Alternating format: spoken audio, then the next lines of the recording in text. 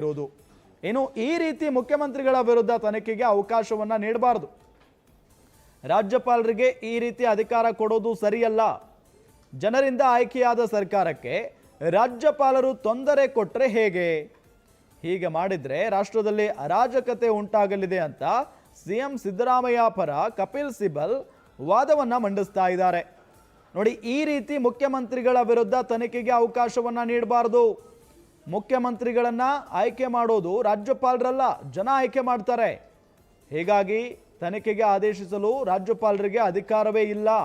ಈ ಸಂವಿಧಾನಿಕ ಪ್ರಶ್ನೆಗೆ ಹೈಕೋರ್ಟ್ ಉತ್ತರವನ್ನ ಕೊಡಬೇಕು ಅಂತ ಹೇಳಿ ಕಪಿಲ್ ಸಿಬಲ್ ವಾದವನ್ನ ಮಂಡನೆ ಮಾಡ್ತಾ ಇದ್ದಾರೆ. ಮುಂದುವರೆದು ಈ ರೀತಿ ಮುಖ್ಯಮಂತ್ರಿಗಳ ವಿರುದ್ಧ ತನಿಖೆಗೆ ಅವಕಾಶವನ್ನ ನೀಡಬಾರದು, ರಾಜ್ಯಪಾಲರಿಗೆ ಈ ರೀತಿ ಅಧಿಕಾರ ಕೊಡುವುದು ಸರಿಯಲ್ಲ. ಯಾಕೆ ಅಂತ ಹೇಳಿದ್ರೆ ಮುಖ್ಯಮಂತ್ರಿಗಳನ್ನ, ಸರ್ಕಾರವನ್ನ ಆಯ್ಕೆ ಮಾಡೋದು ಇಲ್ಲಿ ಜನ. ಹಾಗಾಗಿ ಜನರಿಂದ ಆಯ್ಕೆಯಾದ ಸರ್ಕಾರಕ್ಕೆ ರಾಜ್ಯಪಾಲರು ತೊಂದರೆ ಕೊಟ್ಟರೆ ಹೇಗೆ? ರಾಜ್ಯಪಾಲರಿಗೆ ಈ ರೀತಿಯಾದಂಥ ಅಧಿಕಾರ ಕೊಡೋದು ಸರಿಯಲ್ಲ. ಹೀಗೆ ಮಾಡಿದರೆ ರಾಷ್ಟ್ರದಲ್ಲಿ ಅರಾಜಕತೆ ಸೃಷ್ಟಿಯಾಗಲಿದೆ ಅನ್ನೋದು ಸಿಎಂ ಸಿದ್ದರಾಮಯ್ಯ ಪರ ಕಪಿಲ್ ಸಿಬಲ್ ಮಾಡ್ತಾ ಇರುವಂಥ ವಾದ ಗಮನಿಸ್ತಾ ಇದ್ದೀವಿ. ಸಿದ್ದು ಪರ ಸುಪ್ರೀಂ ಕೋರ್ಟ್ ಲಾಯರ್ ಇಲ್ಲಿ ಪ್ರಬಲವಾಗಿ ವಾದವನ್ನು ಮಂಡನೆ ಮಾಡ್ತಾ ಇದ್ದಾರೆ. ಮತ್ತೊಂದು ಕಡೆ ಇವತ್ತು ಪ್ರತಿವಾದ ಯಾವ ರೀತಿಯಾಗಿರುತ್ತೆ ಅನ್ನೋದು ಕುತೂಹಲಕಾರಿ ವಿಚಾರ. ಯಾಕೆ ಅಂತ ಹೇಳಿದರೆ ಇಷ್ಟು ದಿನಗಳಲ್ಲಿ ಮೊನ್ನೆ ಇಡಿ ಏನು ಅರ್ಜಿಯನ್ನು ಅಥವಾ ಈ ವರದಿಯನ್ನು ಸಲ್ಲಿಸಿದೆ, ಆ ಪಾಯಿಂಟ್ಸ್ಗಳು ಭಾಳ ಇಂಟ್ರೆಸ್ಟಿಂಗ್ ಆಗಿದ್ದಾವೆ. ಮತ್ತು ಸಿದ್ದರಾಮಯ್ಯ ಪತ್ನಿ ಮೂಡಾ ನಿವೇಶನ ಅಕ್ರಮ ನಿಜ ಅಂತ ಹೇಳಿ ಇಡಿ ತಿಳಿಸಿರೋದು ವರದಿಯಲ್ಲಿ. ಹಾಗಾಗಿ ಎಲ್ಲೊಂದು ಕಡೆ ಈ ವಿಚಾರ ಅಥವಾ ಇಡಿ ವರದಿ ಸಿದ್ದರಾಮಯ್ಯನವರಿಗೆ, ಅವರ ಪತ್ನಿಗೆ ಕಂಟಕವಾಗಬಹುದು ಅಂತಲೇ ಹೇಳಲಾಗ್ತಾ ಇದೆ.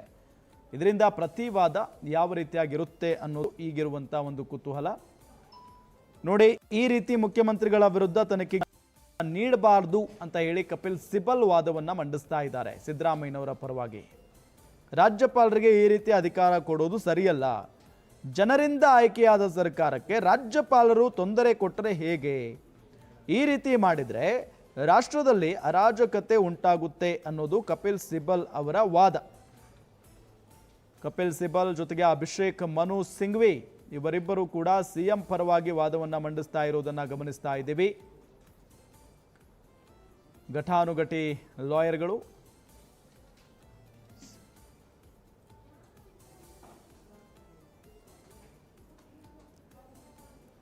ಸಿಎಂ ಸಿದ್ದರಾಮಯ್ಯ ಪರವಾಗಿ ಸಿಂಘ್ವಿ ಮತ್ತು ಸಿಬಲ್ ವಾದವನ್ನು ಮಂಡಿಸ್ತಾ ಇದ್ದಾರೆ. ಸಿಎಂ ಪರ ಹಿರಿಯ ವಕೀಲರು ಇಲ್ಲಿ ವಾದವನ್ನು ಮಂಡಿಸ್ತಾ ಇರುವುದು ಭ್ರಷ್ಟಾಚಾರ ಪ್ರತಿಬಂಧಕ ಕಾಯ್ದೆ ಸೆಕ್ಷನ್ 17A ಉಲ್ಲಂಘನೆಯಾಗಿದೆ. ಇದನ್ನು ಏಕಸದಸ್ಯ ಪೀಠ ಎತ್ತಿ ಹಿಡಿದಿದೆ. ರಾಜ್ಯಪಾಲರು ಸಂಪುಟ ಸಲಹೆಯ ಅನುಸಾರ ನಡೀಬೇಕು. ಜೊತೆಗೆ ರಾಜ್ಯ ಸರ್ಕಾರ ಹಿತಾಸಕ್ತಿಯನ್ನು ಹೊಂದಿದೆ. ಸಂಪುಟವನ್ನು ಮುಖ್ಯಮಂತ್ರಿಗಳು ಮುನ್ನಡೆಸ್ತಾರೆ. ಏಕಸದಸ್ಯ ಪೀಠ ರಾಜ್ಯಪಾಲರ ಅನುಮತಿಯನ್ನು ಎತ್ತಿ ಹಿಡಿದಿದೆ. ಏಕಸದಸ್ಯ ಆದೇಶ ಸ್ವೀಕಾರವಲ್ಲ ಅಂತ ಹೇಳಿ ಅಭಿಷೇಕ್ ಮನು ಸಿಂಘ್ವಿ ವಾದವನ್ನು ಮಾಡ್ತಾರೆ. ಅದಾದ ನಂತರ ಇಲ್ಲಿ ಕಪಿಲ್ ಸಿಬಲ್ ಎಂಟ್ರಿ ಆಗ್ತಾರೆ. ಕಪಿಲ್ ಸಿಬಲ್ ಕೂಡ ಮುಖ್ಯಮಂತ್ರಿಗಳ ಪರವಾಗಿನೇ ವಾದವನ್ನು ಮಂಡಿಸ್ತಾ ಇರೋದು. ಅವರು ಕೂಡ ಪ್ರಬಲವಾಗಿ ವಾದವನ್ನು ಮಂಡಿಸ್ತಾ ಇದ್ದಾರೆ. ಪ್ರಮುಖವಾದಂಥ ಅಂಶಗಳನ್ನು ಹೇಳ್ತಾ ಇದ್ದಾರೆ. ಮುಖ್ಯಮಂತ್ರಿಯನ್ನು ರಾಜ್ಯಪಾಲರು ಆಯ್ಕೆ ಮಾಡಿಲ್ಲ, ಮುಖ್ಯಮಂತ್ರಿಗಳನ್ನು ಜನ ಆಯ್ಕೆ ಮಾಡ್ತಾರೆ. ಹೀಗಾಗಿ ತನಿಖೆಗೆ ಆದೇಶಿಸಲು ರಾಜ್ಯಪಾಲರಿಗೆ ಅಧಿಕಾರನೇ ಇಲ್ಲ.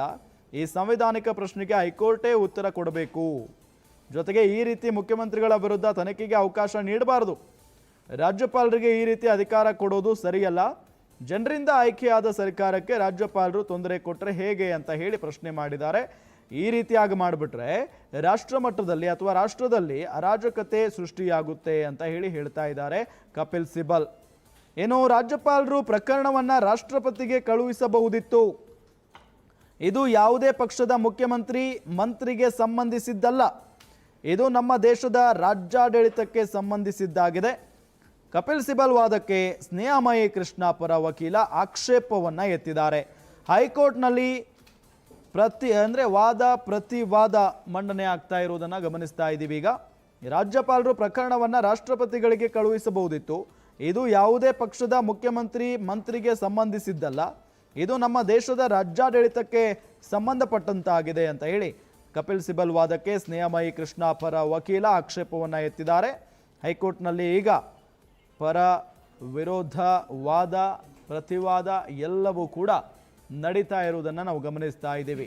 ಬಹಳಷ್ಟು ಇಂಟ್ರೆಸ್ಟಿಂಗ್ ಆಗಿ ನಡೀತಾ ಇದೆ CM ಸಿದ್ದರಾಮಯ್ಯನವರ ಅರ್ಜಿ ವಿಚಾರಣೆ ಈ ಸಂದರ್ಭದಲ್ಲಿ. ಆದರೆ ಏನಾಗುತ್ತೆ ಅನ್ನೋದು ಈಗಿರುವಂಥ ಒಂದು ಪ್ರಶ್ನೆ. ಸಿದ್ದರಾಮಯ್ಯನವರ ಪರವಾಗಿ ಘಟಾನುಘಟಿ ಲಾಯರ್ಗಳು ವಾದವನ್ನು ಮಂಡಿಸ್ತಾ ಇದ್ದಾರೆ. ಮೂಡ ಪ್ರಕರಣ ಸಿದ್ದರಾಮಯ್ಯನವರ ರಾಜಕೀಯ ಜೀವನದಲ್ಲೇ ಒಂದು ಕಪ್ಪು ಚುಕ್ಕೆ. ಇದೇ ವಿಚಾರವನ್ನ ಇಟ್ಕೊಂಡು, ಇದೇ ಪ್ರಕರಣವನ್ನ ಇಟ್ಕೊಂಡು ವಿರೋಧ ಪಕ್ಷಗಳು ಸಿದ್ದರಾಮಯ್ಯನವರನ್ನ ಮುಖ್ಯಮಂತ್ರಿ ಸ್ಥಾನದಿಂದ ಕೆಳಗಿಳಿಸುವುದಕ್ಕೆ ಪ್ರಯತ್ನ ಪಟ್ಟಿದ್ದನ್ನು ಕೂಡ ಗಮನಿಸಿದ್ದೇವೆ. ಬೆಂಗಳೂರಿನಿಂದ ಮೈಸೂರಿನವರೆಗೆ ಪಾದಯಾತ್ರೆಯನ್ನ ಕೂಡ ನಡೆಸಿದ್ರು ಬಿಜೆಪಿ ಮತ್ತು JDSನ ನಾಯಕರು. ಆ ಸಂದರ್ಭದಲ್ಲೂ ಕೂಡ ನಾನು ಯಾವುದೇ ಕಾರಣಕ್ಕೂ ರಾಜೀನಾಮೆಯನ್ನ ಕೊಡೋದಿಲ್ಲ, ಕಾನೂನು ಹೋರಾಟವನ್ನ ಮಾಡ್ತೀನಿ, ಗೆಲ್ತೀನಿ ಅನ್ನೋ ನಿಟ್ಟಿನಲ್ಲಿ ಹೇಳಿಕೆಯನ್ನ ಕೊಟ್ಟಿದ್ರು ಮುಖ್ಯಮಂತ್ರಿ ಸಿದ್ದರಾಮಯ್ಯನವರು. ಆದರೆ ಸ್ನೇಹಮಯಿ ಕೃಷ್ಣ, ತೇಜ ಅಬ್ರಹಾಂ, ಇಲ್ಲ ಇದರಲ್ಲಿ CM ಕೈವಾಡ ಇದೆ, CM ಪತ್ನಿ ಇದ್ದಾರೆ, ಗೋಲ್ಮಾಲ್ ನಡೆದಿದೆ, ಅಕ್ರಮವಾಗಿ ಸೈಟ್ಗಳನ್ನು ಹಂಚಿಕೆ ಮಾಡಲಾಗಿದೆ, ಈ ರೀತಿಯಾಗಿಯೇ ಅಲ್ಲಿ ಹೇಳ್ತಾ ಬಂದಿದ್ರು. ಆದರೆ ಇದ್ಯಾವುದನ್ನು ಕೂಡ ಗಣನೆಗೆ ತೆಗೆದುಕೊಂಡಿರಲಿಲ್ಲ ಮುಖ್ಯಮಂತ್ರಿಗಳು. ನಮ್ಮ ಪಾತ್ರ ಇಲ್ಲವೇ ಇಲ್ಲ ಅನ್ನೋ ನಿಟ್ಟಿನಲ್ಲಿ ಹೇಳಿಕೆಯನ್ನು ಕೊಡ್ತಾ ಬಂದಿದ್ದಾರೆ. ಆದರೆ ಈಗ ಇಡಿ ತನಿಖೆ ಆದ ನಂತರ ಬರುತ್ತಲ್ಲ ಒಂದು ಆ ವರದಿಯನ್ನು ನೋಡಿ ಸಿದ್ದರಾಮಯ್ಯನವರೇ ಗಲಿಬಿಲಿಗೊಂಡ್ಬಿಟ್ಟಿದ್ದಾರೆ. ಯಾಕೆ ಅಂತ ಹೇಳಿದರೆ ಇಲ್ಲಿ ದಾಖಲೆಯನ್ನು ತಿರುಚಲಾಗಿದೆ, ಫೋರ್ಜರಿ ಮಾಡಲಾಗಿದೆ, ಪ್ರಭಾವ ಬೀರಲಾಗಿದೆ. ಇದೆಲ್ಲ ಮಾಡಿ 14 ಸೈಟ್ಗಳನ್ನು ಹಂಚಿಕೆ ಮಾಡಲಾಗಿದೆ CM ಸಿದ್ದರಾಮಯ್ಯ ಅವರ ಪತ್ನಿಗೆ. ದಾಖಲೆಗಳನ್ನು ತಿರುಚಿದ್ದಾರೆ, ಸಹಿಯನ್ನ ಫೋರ್ಜರಿ ಮಾಡಿದ್ದಾರೆ, ಪ್ರಭಾವ ಬೀರಿದ್ದಾರೆ. ಆ ಸಂದರ್ಭದಲ್ಲಿ ಬಹಳ ಪ್ರಮುಖವಾಗಿ ಸಿದ್ದರಾಮಯ್ಯನವರ ಪುತ್ರ ಯತೀಂದ್ರ ಅವರು ಮೂಡ ಸದಸ್ಯರು ಕೂಡ ಆಗಿರ್ತಾರೆ. ಈ ಸೈಟ್ಗಳು ಯಾವಾಗ ಹಂಚಿಕೆ ಆಗುತ್ತೋ ಆ ಸಂದರ್ಭದಲ್ಲಿ ಸಿದ್ದರಾಮಯ್ಯನವರ ಪುತ್ರ ಯತೀಂದ್ರ ಮೂಡಾದ ಸದಸ್ಯರು ಕೂಡ ಆಗಿರ್ತಾರೆ. ಅದೇ ಸಮಯದಲ್ಲಿ ಸಿದ್ದರಾಮಯ್ಯನವರು ವಿಪಕ್ಷ ನಾಯಕರಾಗಿರ್ತಾರೆ. ಹಾಗಾಗಿ ಪ್ರಭಾವವು ಕೂಡ ಇಲ್ಲಿ ಕೆಲಸ ಮಾಡಿದೆ. ಜೊತೆಗೆ ಬೇನಾಮಿ ಡಮ್ಮಿ ಹೆಸರಲ್ಲಿ ನಿವೇಶನಗಳನ್ನು ಕೂಡ ಅಲ್ಲಿ ಹಂಚಿಕೆ ಮಾಡಿದ್ದಾರೆ. ಒಟ್ಟಾರೆಯಾಗಿ ಮೂಡಾದಲ್ಲಿ ಏನೆಲ್ಲ ಅಕ್ರಮ ಆಗಿದೆಯೋ ಅದೆಲ್ಲದರ ಬಗ್ಗೆಯೂ ಕೂಡ ವರದಿಯನ್ನ ತಯಾರು ಮಾಡಿದ್ದಾರೆ, ಅದನ್ನ ಸಲ್ಲಿಸಿದ್ದಾರೆ. ಸೈಟನ್ನೇ ಕೃಷಿ ಭೂಮಿ ಅಂತ ತೋರಿಸಿ ಸಿದ್ದರಾಮಯ್ಯನವರ ಬಾಮೈದ ಮಲ್ಲಿಕಾರ್ಜುನ ಸ್ವಾಮಿ ಅವರಿದ್ದಾರಲ್ಲ, ಅವರು ಖರೀದಿ ಮಾಡಿದ್ರಂತೆ. ಸೈಟು ಕೃಷಿ ಭೂಮಿ ಅದು ಅಂತ ಹೇಳಿ ತೋರಿಸಿ ಆ ಒಂದು ಸೈಟನ್ನು ಇಲ್ಲಿ ಖರೀದಿ ಮಾಡಿರ್ತಾರೆ ಸಿದ್ದರಾಮಯ್ಯನವರ ಬಾಮೈದ ಮಲ್ಲಿಕಾರ್ಜುನ ಸ್ವಾಮಿ. ಇನ್ನು ಜಾಗದ ಮಾಲೀಕತ್ವ ಸಿಗುವ ಮೊದಲೇ ಸಿದ್ದರಾಮಯ್ಯ ಅವರ ಪತ್ನಿಗೆ ಸೈಟ್ ಮಂಜೂರಾಗಿತ್ತು. ಇದು ಕೂಡ ಇಲ್ಲಿ ಪ್ರಮುಖವಾದಂಥ ಒಂದು ಕಾರಣ ಆಗುತ್ತೆ, ಅಂಶ ಆಗುತ್ತೆ. ಇನ್ನು ವಾದವನ್ನು ನಾವು ಗಮನಿಸ್ತಾ ಹೋಗೋದಾದ್ರೆ, CBI ತನಿಖೆಗೆ ಕೋರಿರುವ ಅರ್ಜಿಗೆ ರಕ್ಷಣೆ ನೀಡದಿದ್ರೆ ಸಮಸ್ಯೆ ಆಗುತ್ತೆ.